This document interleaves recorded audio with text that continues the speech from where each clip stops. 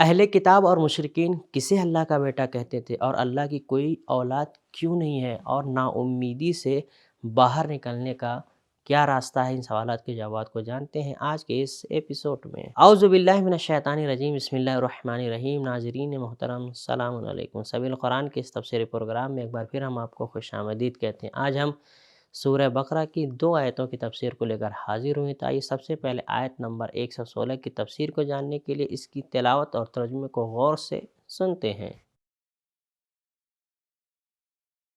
كتاب أنزلناه إليك مبارك ليدبروا آياته وليتذكر أولو الألباب بسم اللہ الرحمن الرحیم وقالوا اتخذ اللہ ولدا سبحانہ بل له ما في السماوات والأرض كل له قانتون۔ اور بعض اہل کتاب اور مشرکین کہتے ہیں کہ خدا نے اپنے لیے ایک فرزند منتخب کر لیا ہے، وہ تو اس چیز سے پاک اور منزہ ہے، بلکہ جو کچھ آسمانوں اور زمین میں ہے سب اسی کا ہے اور سبھی اس کے سامنے سرنگوں ہیں۔ ناظرین، پروردگار عالم نے اس آیت مبارکہ میں اپنے بندگان کے لیے کچھ نکات رکھے ہوئے ہیں، آئیے ان نکات کو جان لیتے ہیں۔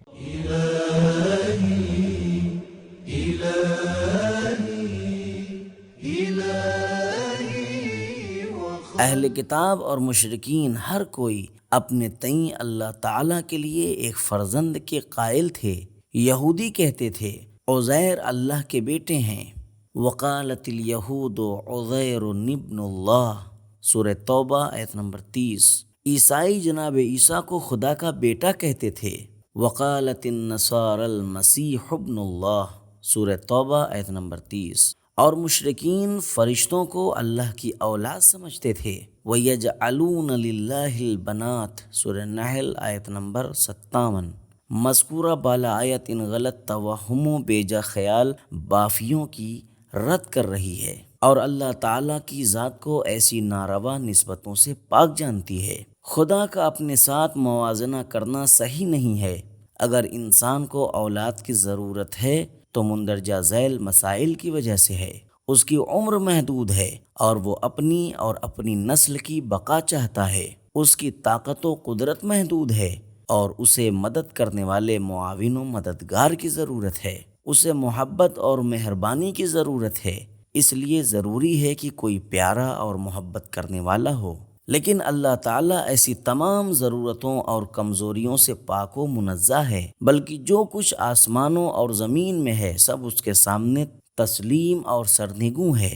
ناظرین، یہ تھے اس آیت مبارکہ کے نکات۔ اب اس آیت مبارکہ کے کچھ پیغامات کو بھی جانتے ہیں۔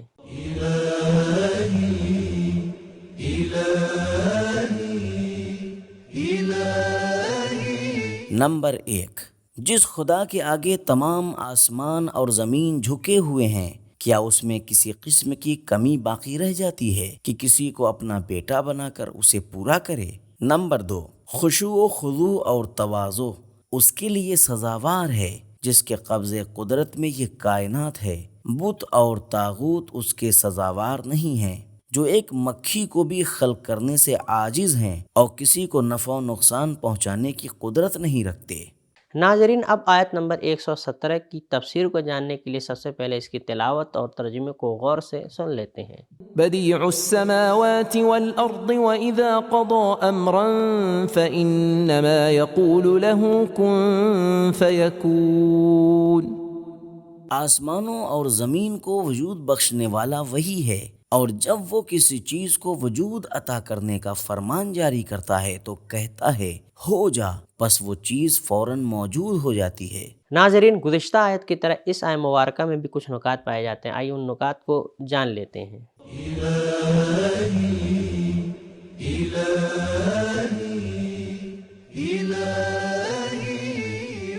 وہ تمام موجودات کا مالک ہی نہیں بلکہ ان سب کا خالق بھی ہے۔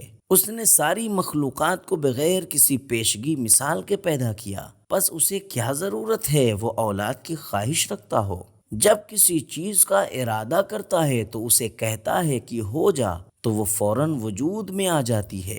امام رضا علیہ السلام کی تعبیر کے مطابق اللہ تعالیٰ اپنے کام میں حتیٰ کن کہنے کا بھی محتاج نہیں ہے، جو ہی اس کا ارادہ ہوتا ہے اسی لحظے وجود خلق ہو جاتا ہے۔ کافی جلد نمبر 1 صفحہ نمبر 109۔ یہاں قدرت الہی کے بارے میں چند آیات کا ذکر کیا جا رہا ہے۔ وَلِلَّهِ الْمَشْرِقُ وَالْمَغْرِبُ، مشرق و مغرب اسی کے لیے ہیں۔ سورہ بقرہ آیت نمبر 115۔ لہو ما فی السماوات والارض، تمام آسمان اور زمین اپنی تمام اشیاء کے ساتھ اسی کے لیے ہیں۔ سورہ بقرہ آیت نمبر 116۔ کل لہو قانتون، سب اس کے لیے متواضع اور اس کے فرما بردار ہیں۔ سورہ بقرہ آیت نمبر 116۔ بدیع السماوات والارض، آسمانوں اور زمین کو بغیر مثال کے پیدا کرنے والا ہے۔ کن فیکون، اس کے حکم سے ہر چیز موجود ہو جاتی ہے۔ سورہ بقرہ آیت نمبر 117۔ جس طرح خدا ایک لمحے میں خلق کر دیتا ہے، اسی طرح قہاریت کے مقام پر بھی وہ ایک ہی لمحے میں ساری کائنات کو ختم کر سکتا ہے۔ چنانچہ سورہ ابراہیم کی آیت 19 میں فرماتا ہے، ان یشاء یذہبکم ویات بخلق جدید، وہ چاہے تو تمہیں ایک ہی آن میں ختم کر دے اور نئی مخلوق کو لے آئے۔ اس بات پر ایمان کی ہر چیز کا وجود اور عدم اسی کے ہاتھ میں ہے۔ انسان کو انتہائی قوت عطا کرتا ہے اور اسے مایوسی و نا امیدی سے نکال دیتا ہے۔ یہ تھے بہترین نکات، اب بہترین پیغامات کو بھی جانتے ہیں۔